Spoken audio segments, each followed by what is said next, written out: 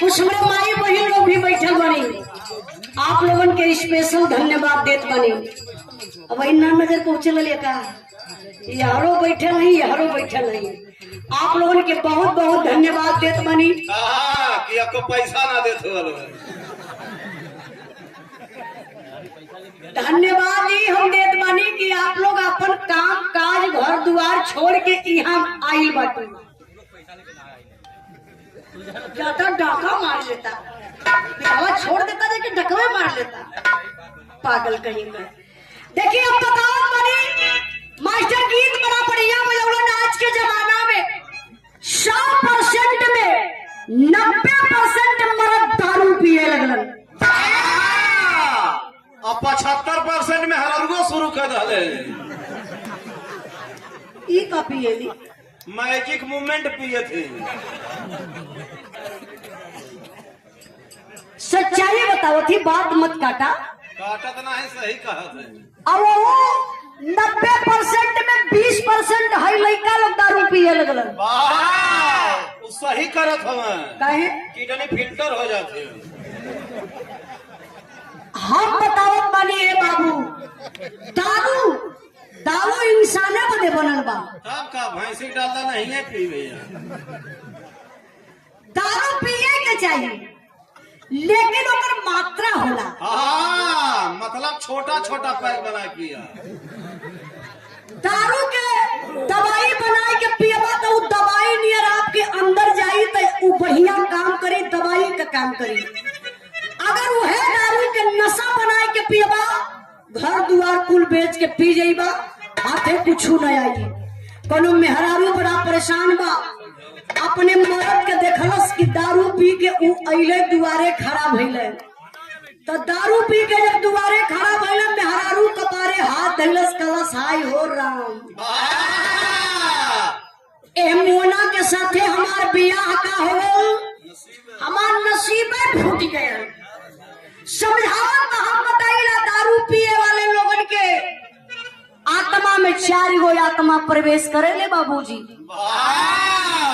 किथुआ किथुआ के पहली आत्मा कोयल का प्रवेश करिए बाबू। हे भैया, हे भैया का नापत हुआ का लल्ला बतिया सुनला कामे आई, बढ़िया बात के समाज के हित में बात बा। नापत कितना बढ़ल है देखिए।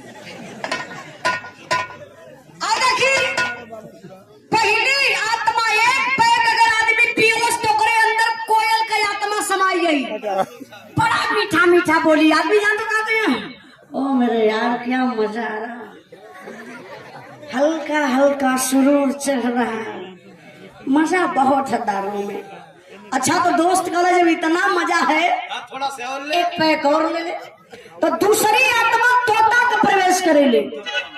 अब रट लगा ली है, जान तो क्या लगाई है, तू मेरा भाई है, रो है तू ही मेरा भाई है, गाड़ी मैं चलाऊंगा, गाड़ी मैं चलाऊंगा तो मैं चलाऊंगा, गाड़ी मैं चलाऊंगा। अब ये इतना रट लगा ली है तो बोले दूसरे का भाई कहीं एक पैक और बना भाई, लग गए तीसरा का पैक। तीसर के पैक में जाने लग कौन आत्मा प्रवेश करे ले, शेर का। अब कहानी के बोली है भाई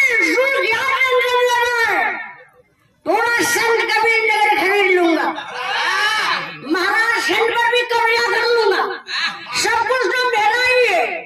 बोले जेबे में पैसा पिए भर के ना, लेकिन तीसरे पैक में पूरा खरीद ले तो इंडिया के। अब लग गए चौथा पैक, और चौथे पैक में जाते हो भैया, हाँ चौथे पैक में शुगर का आत्मा प्रवेश करी गई है, ढमिला गई नारी में। सज्जन आदमी के वो देखलस कला देखा वो फलाने लगे तो कि नरिया में पी के गिरल हुआ, बाह पकड़ के उठैया तो जान तो का कही है,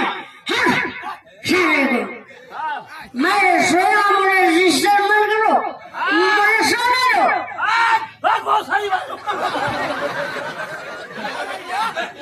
वो पिए हुआ का नहीं, तू मत बतावा हम बता दे। अब भैया बेचारो छोड़ के चल गई ना, कहना कि पियले भाई हमारे जगह उन्हें जागी ना उठी ना, कोई मेहरारू कपारे हाथ धइलस, कहले पियब तो मनवा ना एक हमार बात सुना। कितनी समझदार मेहरारू बा, कितनी मास्टर साहब।